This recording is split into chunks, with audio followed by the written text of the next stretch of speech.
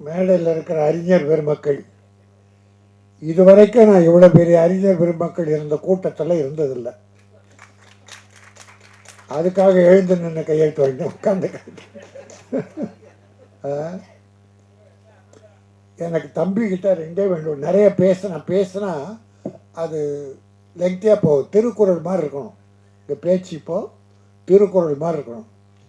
முதல்ல சிவா, நீ நெடோழி வாழ்க. உன்னை பெற்ற அப்பா அம்மா புண்ணியம் பண்ணுவாங்க.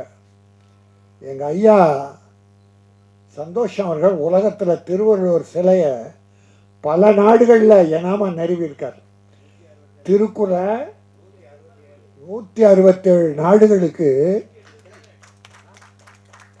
சிலையை நிறுவி திருவள்ளுவரின் புகழை அப்படி பரப்பிட்டு இருக்காரு. அது அவரை கொண்டாந்து வச்சு என் அருமை சகோதரர் சட்டமன்ற உறுப்பினர் வேல்முருகன், என் அருமை தம்பி பிரபாகரன் சட்டமன்ற உறுப்பினர், என் அருமை சகோதரர் பொன்குமார் நீண்ட நாள் நண்பர்,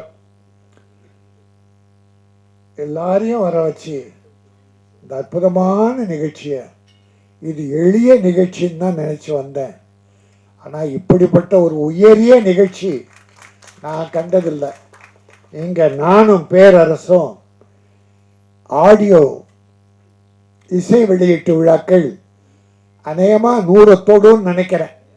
ஏன்னா மாதத்தில் எப்படியோ ஒரு 3 நாளுக்கு வந்துடுறோம். பெரிய ஆட்கள் யாரும் சிறுபட தொழிலுக்கு வர்றதில்லை. என் தம்பி அன்பு சொன்னது போல் சின்ன படங்களை உற்சாகப்படுத்த யாரும் வர்றதில்லை. நாங்கள் தான் ஒரு அனாதையாக இருக்கிறோம். அனாதைகளை காப்பாற்ற, ஏன்னா சிறுமுதிட்டு படத்தை இருப்பான் அனாதைகள். அந்த நிலையில் ஆயிட்டோம். படம் எடுக்கிற வரைக்கும் எங்கள் காலில் விழுவான். படம் எடுத்து முடிச்ச உடனே உன்னை எவன்டா படம் எடுக்க சொன்னது? 32 நாள் கூலி கொடுத்து சம்பளம் கொடுத்துருப்பான். வேலை செய்ததுக்கு தொழிலாளிக்கு 32 நாள் கொடுத்துருப்பான். 33ஆவது நாள் ஒரு நாள் அந்த சம்பளம் இல்லாமல் இருக்கும். அதுக்காக அந்த சாயந்தரம் ப்ரொடியூசர் படுற வேதனை, அதை தாண்டி ரிலீஸ் நேரத்தில் படம் எடுத்துடலாம், ஆனால் ரிலீஸ் பண்ண முடியாது. யாருக்கு தகுதி இருக்கோ பணம் இருக்கோ அவன் தான் படம் எடுத்து அவனே ரிலீஸ் பண்ணணும். இப்போத்தி சூழ்நிலை, இப்போ சினிமா இருக்கிற சூழ்நிலை, 100 பேர் படம் எடுத்தா 90 பேர் காலி. என் தம்பி சட்டமன்ற உறுப்பினர் வேல்முருகனுக்கும் தெரியும், பிரபாகரனுக்கு தெரியும், எல்லாருக்கும் தெரியும். எங்கள் ஐயா சிவகுமார் டிசி, ஒரு காலத்தில் கமிஷன் ஹவுஸில் அவரை மீட் பண்ணியிருக்கேன். அவர் தான் இவருன்னு நினச்சி தான் பேசிகிட்டு இருக்கேன். தாம்பரத்தில் இருந்தீங்கள்ல, ஆஹா, அவர் ஒரு இலக்கியவாதின்றதை நான் பின்னால் தெரிஞ்சுக்கிட்டேன். அன்பில் சிறந்தவர். இந்த இந்த கூட்டத்தில் அதாவது மனம் மகிழ்வது என்போ இயற்கை. ஆனால் ஆத்மா இருக்காது, ஆன்மா உள்ள ஆன்மா, ஆன்மாவிலிருந்து மகிழணும்னா அந்த திருக்குறள் விழா தான். இப்படி ஒரு தமிழை உலகத்தில் பரப்ப முடியாது. இப்படி ஒரு திருக்குறளை உலகத்துக்கு எளிமையாக சொல்ல முடியாது. அதுவும் படம் எடுத்து வாயில சொல்லிட்டு போயிடலாம், விளக்கம் சொல்லலாம். ஆனால் படமாக எடுத்து பார்க்கிற போது இளைஞர்களின் பசுமரத்தாணி போல பதியும். ஆக இந்த ஒவ்வொரு காட்சியும், தம்பி ஒரு வேண்டுகோள் எனக்கு, இந்த சால்வை தயவுசெய்து வேல்முருகன் கொஞ்சம் எல்லாரும், பொன்குமார் எல்லாரும் சொல்லுங்க, இந்த சால்வை எடுங்க. இது ராஜஸ்தானில் தயாரிக்கிறாங்க, இது தமிழ்நாடு அல்ல. நம்ம அதுக்கு தான் நான் திருப்பி அவருக்கே போட்டேன். நான் போட்டுக்கிறது இல்லை, நான் ஒவ்வொரு மேடையிலும் வேண்டுகோளை வைக்கிறேன். ஏன்னா நம்ம நெசவாளிகள் இங்கே ஈரோடு, கோயம்புத்தூர், செங்கல்பட்டு, அரக்கோணம், நம்ம நெசவாளிகள் இருக்கிற கைத்தறி ஆடு, அதை தயவுசெய்து அணிவிங்க என்பது வேண்டுகோள் தான், இது கட்டளை இல்லை. அப்புறம் வடிவேல் முருகன், சிவா அவங்க அப்பன், அது சிவாவா சிவாவா? சிவா. ஏன்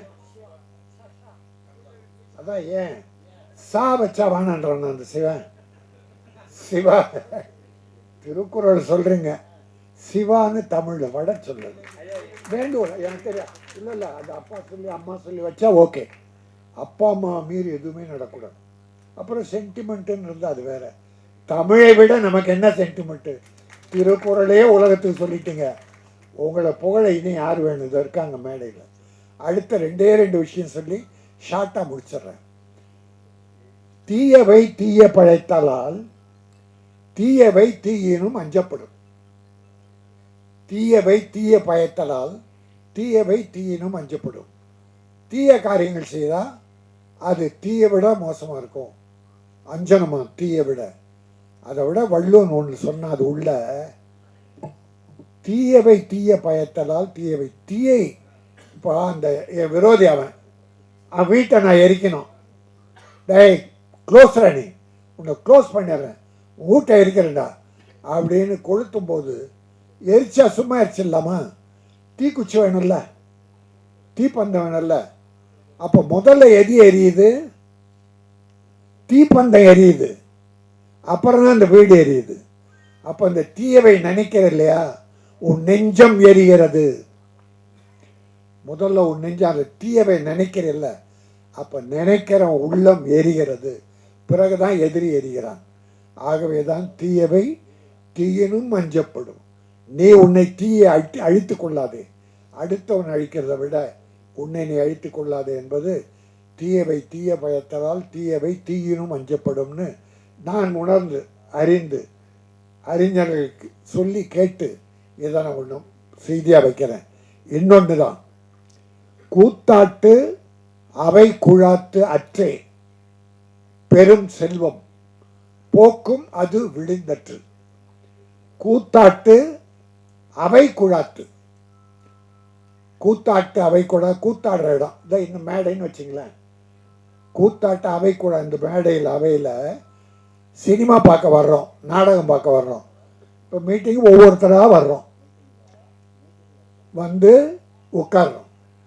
முடிஞ்ச உடனே மொத்த பேரும் போயிடுறோம். மீட்டிங் முடிஞ்ச உடனே இல்லை சினிமா முடிஞ்ச உடனே மொத்த பேரும் போயிடுறோம். செல்வம் வந்து ஒவ்வொன்றா வருமா? செல்வம் நல்ல நேரம் வரும்போது ஒன்னொன்னா வருமா? பேட் டைமோ ஏதோ ஒரு டைம் வந்தால் மொத்தமாக போயிடுமா? கூத்தாட்டு அவை குழாத்து. எப்படி ஒரு நாடக அரங்கத்தில் மக்கள் ஒருவராக வந்து அமர்ந்து பார்த்துவன் முடிந்தவுடன் மொத்தமாக போகிறார்களோ அதை போல செல்வம் என்பது ஒவ்வொன்றா வந்து சேரும்.